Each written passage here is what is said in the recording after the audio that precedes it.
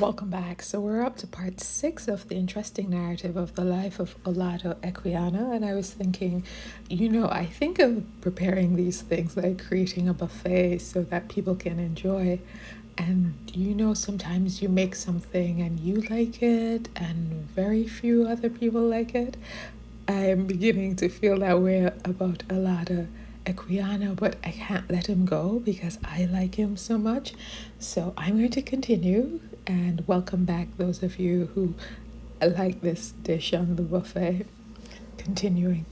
In this manner, we continue to undergo, so he's still on the slave ship. In this manner, we continue to undergo more hardships than I can now relate, hardships which are inseparable from this accursed trade. Many a time we were near suffocation from the want of fresh air, which we were often without for whole days together. This and the stench of the necessary tubs carried off many, as in they died. During our passage, I first saw flying fishes, which surprised me very much. They used frequently to fly across the ship, and many of them fell on the deck. I also now first saw the use of the quadrant. I had often with astonishment seen the mariners make observations with it, and I could not think what it meant.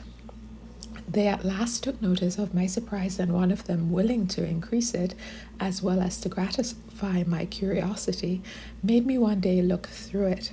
The clouds appeared to me to be like land, which disappeared as they passed along.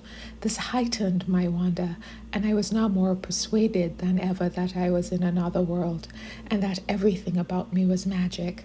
At last we came in sight of the island of Barbados, at which the whites on board gave a great shout and made many signs of joy to us. We did not know what to think of this, but as the vessel drew nearer, we plainly saw the harbor and other ships of different kinds and sizes, and we soon anchored amongst them off Bridgetown. Many merchants and planters now came on board, though it was in the evening. They put us in separate parcels and examined us attentively. They also made us jump and pointed to the land, signifying that we were to go there. We thought by this we should be eaten by these ugly men, as they appeared to us, and when soon after we were all put down onto the deck again, there was much dread and trembling among us, and nothing but bitter cries to be heard all night from these apprehensions, insomuch that at last the white people got some old enslaved people from the land to pacify us. They told us that we were not to be eaten but to work, and were soon to go on land where we should see many of our countrymen. This report eased us much, and sure enough, soon after we were landed, there came to us Africans of all languages. We were conducted immediately to the merchant's yard, where we were all penned up together like so many sheep in a fold, without regard to sex or age. As every object was new to me, everything I saw filled me with surprise. What struck me first was that the houses were built with stories, and in every other respect different from those in Africa. But I was still more astonished on seeing people on horseback. I did not know what this could mean, and indeed I thought these people were full of nothing but magical arts. While I was in this astonishment, one of my fellow prisoners spoke to a countryman of his about the horses, who said they were the same kind they had in their country. I understood them, though they were from a distant part of Africa, and I thought it odd. I had not seen any horses there, but afterwards, when I came to converse with different Africans, I found they had had many horses amongst them, and much larger than those I then saw. We were not many days in the merchant's custody before we were sold after their usual manner, which is this: on a signal given, as the beat of a drum, the buyers rush at once into the yard where the enslaved are confined, and make choice of that parcel they like best. The noise and clamor with which this is attended, and the eagerness visible in the countenances of the buyers, serve not a little to increase the apprehensions of the terrified Africans, who may well be supposed to consider them as the minister of that destruction to which they think themselves devoted. So they thought they were about to kill them or eat them. In this manner, without scruple, all relations and friends are separated, most of them never to see each other again.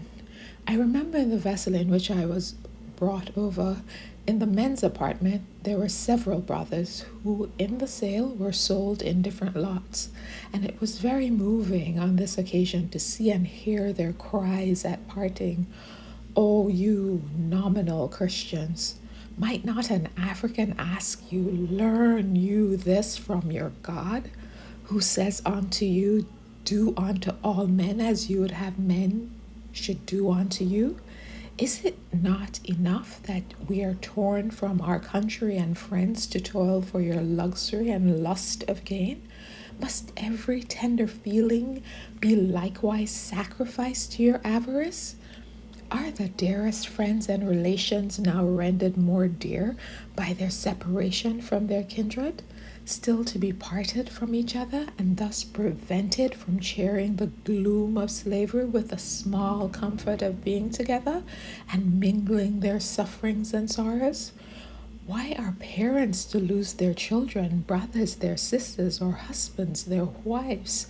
Surely this is a new refinement in cruelty, which, while it has no advantage to atone for it, thus aggravates distress and adds fresh horrors even to the wretchedness of slavery." So he's talking about the destruction of relationships and families. I am now totally lost. The small remains of comfort I had enjoyed in conversing with my countrymen, the women too who used to wash and take care of me, were all gone different ways, and I never saw one of them afterwards. Remember that he's only 11 or so, and they were still treating him like he was a child. I stayed in this island for a few days. I believe it could not be above a fortnight, 2 weeks, when I and some more enslaved people that were not saleable among the rest, from very much fretting, were shipped off in a sloop or ship for North America. On the passage, we were better treated than when we were coming from Africa, and we had plenty of rice and fat pork.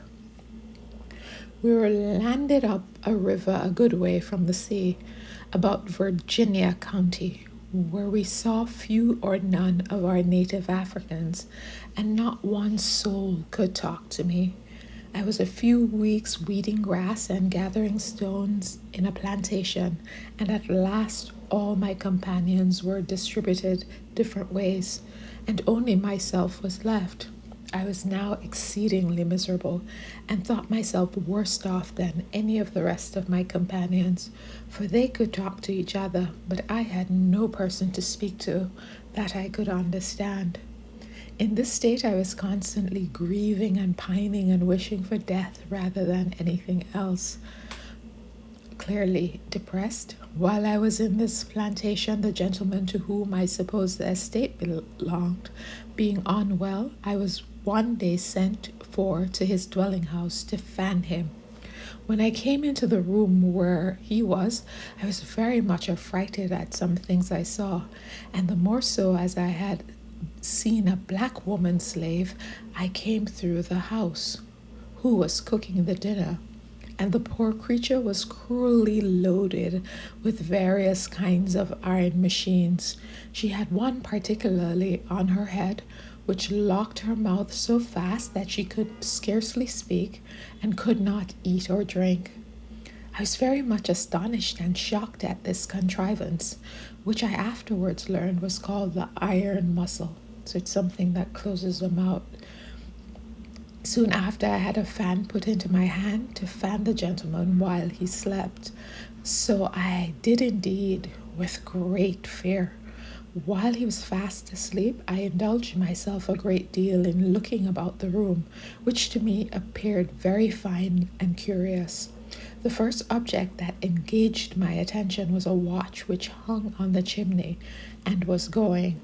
I was quite surprised at the noise it made, and was afraid it would tell the gentleman anything I did do amiss. And when I immediately after observed a picture hanging in the room which appeared constantly to look at me, I was still more affrighted, never seen such things as these before. At one time I thought it was something relative to magic, and not seeing it move, I thought it might be some way the whites had to keep their great men when they died and offer them libation as we used to do to our friendly spirits. In this state of anxiety I remained till my master awoke, when I was dismissed out of the room, to my no small satisfaction and relief, for I thought that these people were all made up of wonders. In this place I was called Jacob, but on board the African Snow I was called Michael. I had been some time in this miserable, forlorn, and much dejected state without having anyone to talk to, which made my life a burden, when the kind and unknown hand of the Creator, who in very deed leads the blind in a way they know not, now began to appear to my comfort. For one day the captain of a merchant ship called the Industrious Bee came on some business to my master's house.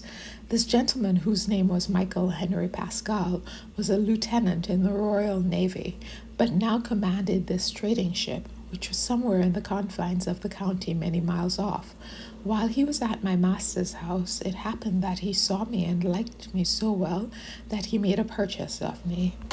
I think I've often heard him say he gave 30 or 40 pounds sterlings for me, but I do not remember which. However, he meant for me for a present for some of his friends in England, and I was sent accordingly from the house of my then master, one Mr. Campbell, namesake, to the place where the ship lay. I was conducted on horseback by an elderly black man, a mode of traveling which appeared very odd to me. When I arrived, I was carried on board a fine large ship loaded with tobacco and just ready to sail for England. I now thought my condition much mended. I had sails to lie on and plenty of good victuals to eat, and everybody on board used me very kindly, quite contrary to what I'd seen of any white people before. I therefore began to think that they were not all of the same disposition. A few days afterwards I was on board. We sailed for England. I was still at loss to conjecture my destiny. By this time, however, I could smatter a little imperfect English, and I wanted to know as well as I could where we were going. Some of the people of the ship used to tell me that they were going to carry me back to my own country, and this made me very happy. I was quite rejoiced at the sound of going back, and thought, if I should get home, what wonders I should have to tell. But I was reserved for another fate, and was soon undeceived when we came in within the sight of the English coast. While I was on board this ship, my captain and master named me Gustavus Vassa. I, at the time, began to understand him a little and refused to be called so, and told him as well as I could that I would be called Jacob, but he said I should not, and still called me Gustavus. And when I refused to answer to my new name, which at first I did, it gained me many a cuff, hits, slaps. So at length I submitted and was obliged to bear the present name, by which I've been known ever since. The ship had a very long passage, and on that account we had very short allowance of provisions. Towards the last we had only 1.5 pounds of bread per week, and about the same quantity of meat, and 1/4 of water a day. We spoke with only one vessel the whole time we were at sea, but once we caught a few fishes. In our extremities, the captain and people told me in jest that they would kill and eat me, but I thought them in earnest, and was depressed beyond measure, expecting every moment to be my last. While I was in this situation, one evening they caught, with a good deal of trouble, a large shark, and got it on board. This gladdened my poor heart exceedingly. as I thought it would serve the people to eat instead of their eating me. But very soon, to my astonishment, they cut off a small part of the tail and tossed the rest over the side. This renewed my consternation, and I did not know what to think of these white people, though I very much feared they would kill and eat me. There was on board the ship, excuse me, a young lad who had never been at sea before, about 4 or 5 years older than myself. His name was Richard Baker. He was a native of America, had received an excellent education, and was of a most amiable temper. Soon after I went on board, he showed me a great deal of partiality and attention, and in return I grew extremely fond of him. We at length became inseparable, and for the pace of 2 years he was of very great use to me, and was my constant companion and instructor. Although this dear youth had many enslaved of his own, yet he and I have gone through many sufferings together on shipboard, and we have had many nights lain in each other's bosoms when we were in great distress. Thus such a friendship was cemented between us as we cherished till his death, which to my great sorrow happened in the year 1759, when he was up the archipelago on board his Majesty's ship at Preston, an event which I have never ceased to regret, as I lost at once a kind interpreter, an agreeable companion, and a faithful friend, who at the age of 15 discovered a mind superior to prejudice, and who was not ashamed to notice, to associate with, and to be the friend and instructor of one who was ignorant, a stranger, of a different complexion, and enslaved. My master had lodged in his mother's house in America. He respected him very much, and made him always eat with him in the cabin. He used often to tell him jocularly that he would kill me to eat.